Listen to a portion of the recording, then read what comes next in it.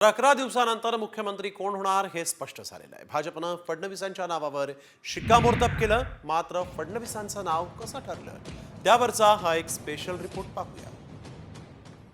फडणवीसच पुन्हा मुख्यमंत्री। भारत माता की।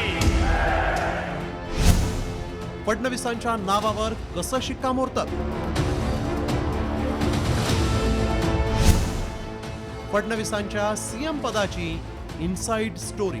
मी पूर्ण ताकदीने तुमच्या पाठीशी उभा आहे। मी पुन्हा येईन म्हणणाऱ्या देवेंद्र फडणवीसांच्या नावावर तिसऱ्यांदा शिक्कामोर्तब झालं।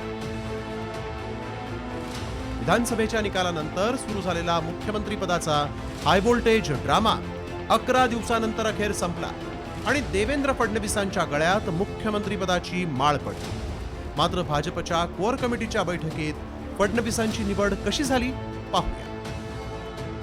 सकाळी 10:40 विधान भवनामध्ये भाजपच्या कोर कमिटीची बैठक सुरू झाली।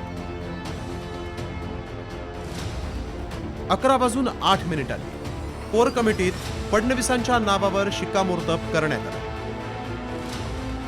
सकाळी 11:30 भाजपचे विधिमंडळ सदस्य फेटे बांधून विधान भवनाच्या सेंट्रल हॉलमध्ये दाखल झाले। सकाळी 11:44 गटनेता निवडीची बैठक सुरू झाली। दुपारी 12:02 चंद्रकांत पाटील आणि सुधीर मुनगंटीवारांकडून फडणवीसांच्या नावाचा प्रस्ताव मांडला गेला। 12:04 पंकजा मुंडेंकडून फडणवीसांच्या नावाला अनुमोदन मिळालं। 12:06 देवेंद्र फडणवीसांची भाजपच्या गटनेतेपदी एकमुखानं निवड झाली। दुपारी 12:08 देवेंद्र फडणवीसांच्या नावावर विधिमंडळ पक्षनेता म्हणून शिक्कामोर्तब झालं। दुपारी 12:30 फडणवीसांनी शिवरायांना अभिवादन केलं। दुपारी 1 वाजता फडणवीस सागर बंगल्यावर दाखल झाले।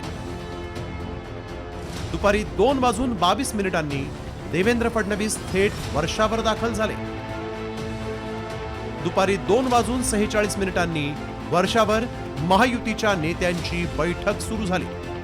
दुपारी 3 वाजता एकनाथ शिंदे, अजित पवार आणि देवेंद्र फडणवीस एकाच गाडीतून राजभवनाच्या दिशेनं रवाना झाले। दुपारी 3:05 तिन्ही नेते राजभवनावर पोहोचले। दुपारी 3:23 राज्यपालांकडे सत्ता स्थापनेचा दावा करण्यात आला।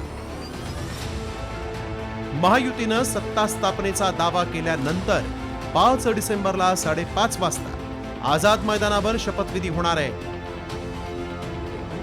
यावेळेस फडणवीस महाराष्ट्राचे 21वे मुख्यमंत्री म्हणून शपथ घेणार आहेत। ब्युरो रिपोर्ट, साम टीव्ही न्यूज।